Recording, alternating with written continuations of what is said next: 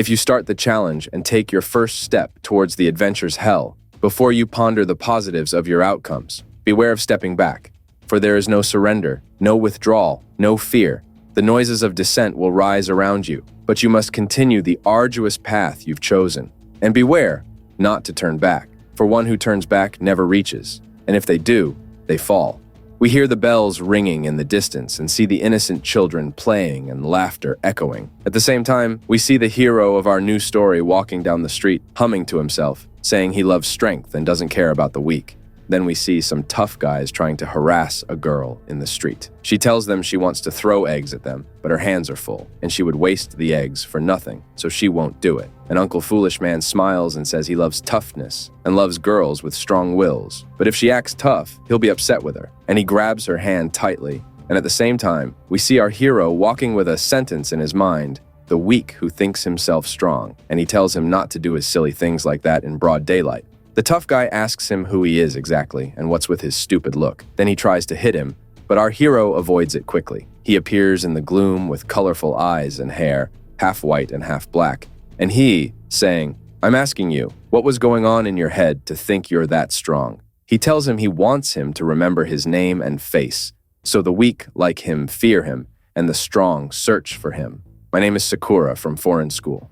Then we see the girl that Sakura defended her running towards him, thanking him, and he's surprised she's thanking him. And she tells him there's no one else on the street, and he asks why she's thanking him. Did he save her or something? I just couldn't stand that guy bothering me, so I hit him.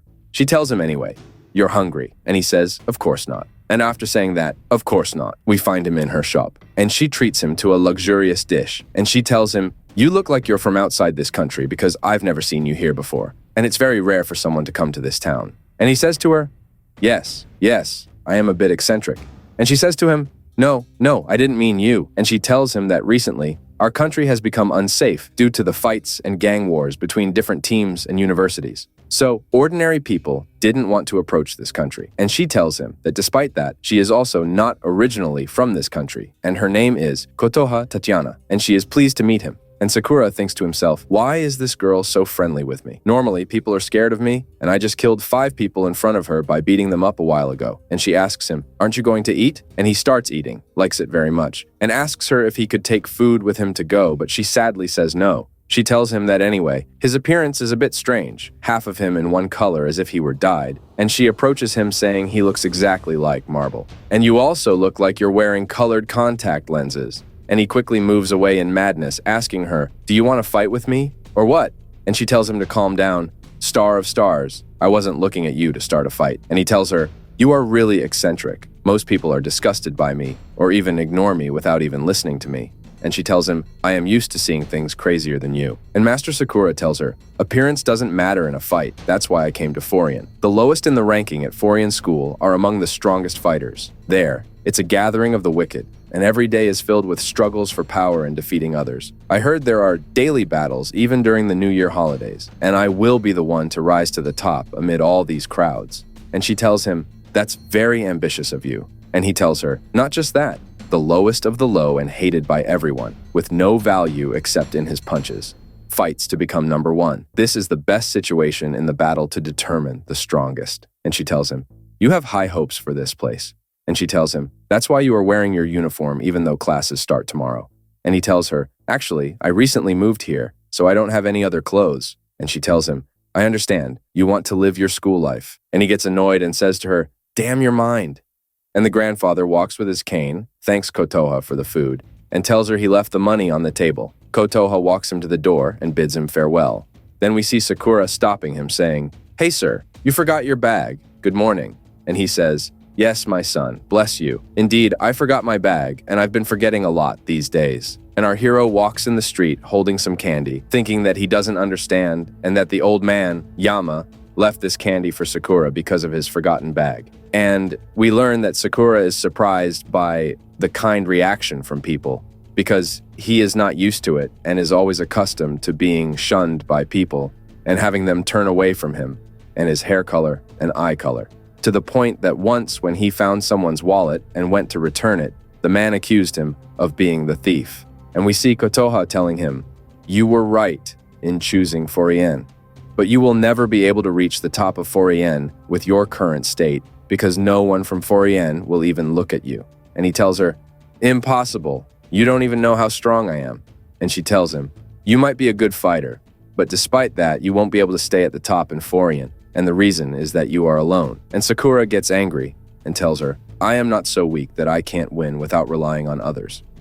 And she tells him, I am not talking about physical strength, but you should get to know the guys from Forien. And if you do that, I am sure you will understand. In the street, we see a gang of workers breaking into shops, frightening people, and they encounter our hero in the street. And the gang leader, he is the one who just received a beating from Sakura a little while ago. And he tells him, I didn't expect you to come out to see us, you miserable Forien, you little one. Sakura continues walking, but the gang leader stops him and says, are you ignoring me or what? You want me to remember your face and name, and despite all that, you allow yourself to forget. He tells him, I can't forget your ridiculous appearance, with your colored lenses and weird hair. Are you cosplaying, son, or what? Then he tells him again, this is your real hair, and you're not wearing lenses either. Are you a cat or what? And he tells him, you look disgusting. What's wrong with you, man? Sakura thinks to himself, this is how it is. This is the natural response. Everyone rejects me and denies me always, and I don't care about their words, but at least I want to see value in myself, and if I defeat the man in front of me, I will be better than him in front of the gang. The gang leader tells him, you chose to hit the wrong person, and there's no team that will remain silent about hitting its leader. And before he finishes his speech, Sakura punches him, and in a moment like that, he hits several of them, then jumps into the air and kicks him in the face. He tells them, I'm the strongest person, and I'll be on top. And we see him fighting with punches and kicks, mercilessly, and no one from the gang can stop him in his place. And Hitoka notices that there's a fight in the street, so she comes out to see what's going on, and she sees Sakura in trouble, and the gang leader grabs Hitoka and threatens to kill her with a knife. But Sakura doesn't listen to him and goes to hit him. And in a moment like that, he hits several of them, then falls to the ground and kicks him in the face. Hitoka tells him, thank you again, and he tells her, don't misunderstand me. I didn't save you. It's just his behavior that I didn't like. Nothing more. And he orders the gang to bring out their knives in their fights. One of them comes from behind him, and it's Sakura, who has realized what's going on, and he gives him a powerful blow to the face, and he tells them, I can read your movements very easily.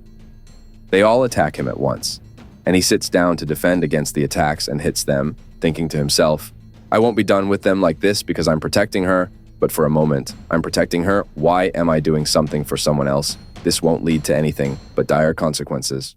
The gang continues its attacks, and Sakura stands firm in the square, hitting them all, and at one moment, one of the gang members grabs a knife and stabs Sakura's leg, and we see one person holding a baseball bat, still trying to hit Sakura, but we see someone who is the one who deflects the blows from him, and we see him saying to Sakura, you're a first-year student, right? You've made a great help by being here. And Sakura sees that he's wearing the same school uniform as hers from foreign school, and he tells Hitoka not to tell that guy that she's been in danger. He takes the baseball bat and hit the guy behind him, and we also see 3 guys from Forain's school coming down the street, looking confident. The leader of Forain's high school tells the gang, you guys don't know what's going to happen to you with the baseball bat you're so happy about, and he hits them and tells them, you guys are going to regret it today. One of the guys from Forain's high school said that the number is much less than what we heard about. It was enough for just 2 of us, and they were going to do their duty. Sakura is surprised that students from Forain's high school are helping him, and the leader of Forain, named Hiragi, tells his gang not to stop like that, saying, attack them. And Hiragi calls on the guys Masutu, Kaji, and Yanajid, and he tells them if they let them cross this line, then I'll kill you all from the beating. And the fight begins between the Forain's school and the gang, with the Foreign school defeating the gang. We see Sakura still standing there, surprised, as one of the gang members will hit him, but he unable to move his injured leg. But Hiragi defends him, telling him to retreat if he's injured. Sakura shouts at them, telling them not to do this, instead him. They are her prey. One of the Foreign school members tells her to stay out of it, calling her a fool, and warning her that if she moves too much, he won't be able to protect her. The Foreign's school strikes the gang, defeating them soundly, and Sakura hears the people's cheers for them but doesn't understand what's happening. Hitoka tells her that she warned her before that this area wasn't safe with gang fights, and this town changed 2 years ago and changed by the students of Foreign's high school. The first thing they did was put up a sign at the edge of the neighborhood, stating that anyone crossing that point would cause pain, destruction, or carry evil in their heart would be purged by Buferen without exception. And Buferen will protect the neighborhood, and afterwards, people thanked Buferen for saving them, and at the same time, They also thanked Sakura for helping them in the beginning and beating the gang. An elderly woman comes to treat Sakura's injured leg, surprising her, and she tells her to stay away. Hitoka is the one receiving first aid and taking charge of this mission, telling him he's alone, but it's clear he doesn't want things to end this way, judging by his response. The town's residents will rely on you over time, she says, to which he responds with defiance, saying he doesn't need anyone or anything from anyone. She asks him why he brought the thing that grandfather Yama forgot at the restaurant, and why he saved her, telling him he hasn't lost hope in people yet and doesn't need to give up. Sakura runs very fast and jumps very high, telling them they're just a bunch of reckless people trying to play the hero, and if it comes to fighting, even he can do it. So Bufuren's work and this foolishness won't be a problem for her, and she delivers a powerful blow to the gang leader, knocking him unconscious and sending him flying 20 meters away, leaving everyone stunned by the force of her strike. This story is about a boy at the bottom of society, despised by everyone, with no value except in his own hands, becoming the hero of the town. So, will he truly become the hero of the town? That's what we'll find out in the upcoming episodes. And that's the end of today's episode. Don't forget, dear viewers, to subscribe to the channel to receive the latest summaries. And don't forget to support me with likes, comments, and shares. That's all. Goodbye.